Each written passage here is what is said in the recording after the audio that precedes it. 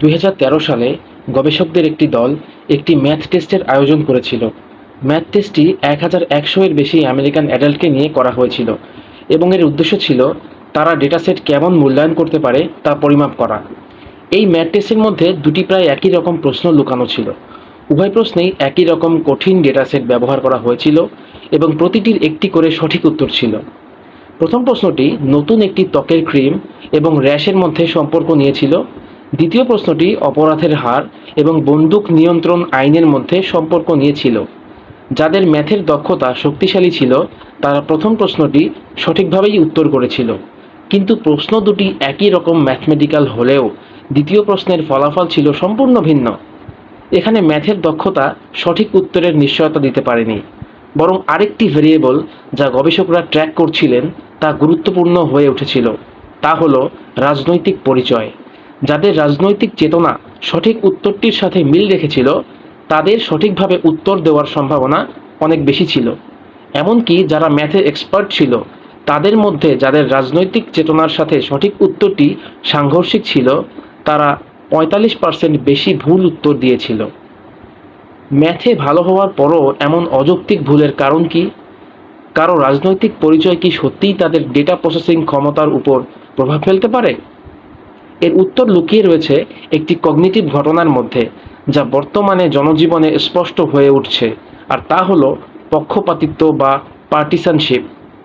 যদিও এটি সাধারণত রাজনীতির প্রসঙ্গে ব্যবহৃত হয়, ব্রডলি এটিকে সংজ্ঞায়িত করা হয় যে কোনো নির্দিষ্ট দল বা ধারণার প্রতি শক্তিশালী পছন্দ বা পক্ষপাতিত্ব হিসাবে। আমাদের রাজনৈতিক, জাতিগত, ধর্মীয় এবং জাতীয় পরিচয় সবই পক্ষপাতিত্বের বিভিন্ন রূপ। অবশ্য সামাজিক দলের সাথে নিজেকে সংযুক্ত করা মানব জীবনের একটি অপরিহার্য এবং দরকারি অংশ। আমাদের আত্মপরিচয় কেবল আমরা ব্যক্তিগতভাবে কে তা নয়, বরং আমরা কোন দলের অন্তর্ভুক্ত তার উপরও নির্ভর করে। ফলে আমরা আমাদের দলীয় পরিচয় রক্ষা করতে শক্তিশালীভাবে অনুপ্রাণিত হই, যা আমাদের আত্মপরিচয় এবং সামাজিক সম্প্রদায় উভয়কেই টিকিয়ে রাখে। কিন্তু যখন দলের বিশ্বাস বাস্তবতার সাথে সাংঘর্ষিক হয় তখন এটি একটি সমস্যা হয়ে ওঠে। ধরুন আপনার প্রিয় খেলার দল একটি গুরুতর ফাউল করল। আপনি জানেন যে এটি নিয়মের বিরুদ্ধে, কিন্তু আপনার দলের অন্য ফ্যানরা এটিকে পুরোপুরি ঠিক মনে করে। এই দুই বিপরীত চিন্তার মধ্যে যে উত্তেজনা সৃষ্টি হয় তা হলো কগনিটিভ ডিসোন্যান্স, এবং বেশিরভাগ লোকেরই এই অস্বস্তিকর অবস্থাকে সমাধান করতে বেগ পেতে হয়। আপনি হয়তো রেফারিকে দোষ দিতে শুরু করবেন, অভিযোগ করবেন যে অন্য দলটিই এটি শুরু করেছিল, এমনকি নিজেকে বিশ্বাস করাতেও পারেন যে আসলে কোনো ফাউলই হয়নি। এমন ক্ষেত্রে মানুষ প্রায়ই তাদের দলের সম্পর্কে ইতিবাচক ধারণা বজায় রাখার জন্যে বাস্তবতাকে সঠিকভাবে উপলব্ধি করতে পারে না। এই আচরণটি রাজনীতিতে বিশেষভাবে বিপজ্জনক। ব্যক্তিগতভাবে একটি দলের প্রতি আনুগত্য মানুষকে একটি রাজনৈতিক পরিচয় গড়ে তুলতে সাহায্য করে, কিন্তু পক্ষপাতিত্বের ভিত্তিতে কগনিটিভ ডিসোন্যান্স মানুষকে এমন প্রমাণ প্রত্যাখ্যান করতে প্ররোচিত করতে পারে যা সঠিক কিন্তু দলীয় নীতির সাথে যায় না। যখন সমগ্র জনগোষ্ঠী পক্ষপাতিত্বপূর্ণ বিশ্বাসের সেবা করতে গিয়ে সত্যকে চেঞ্জ করে ফেলে, তখন এটি আমাদের এমন নীতি বা পলিসিতে নিয়ে যেতে পারে যা আদৌ যুক্তির ভিত্তিতে নয়। এই সমস্যাটি নতুন নয়। রাজনৈতিক পরিচয় বা পক্ষপাতিত্ব শতাব্দীর পর শতাব্দী ধরে বিদ্যমান, কিন্তু গবেষণায় দেখা যায় সাম্প্রতিক কয়েক দশকে দলীয় মেরুকরণ নাটকীয়ভাবে বৃদ্ধি পেয়েছে। এই বৃদ্ধির একটি তত্ত্ব বলে যে সমমনা দলগুলির ভৌগোলিকভাবে একত্রিত হওয়ার প্রবণতা বৃদ্ধি পাওয়ার কারণে এটি হচ্ছে।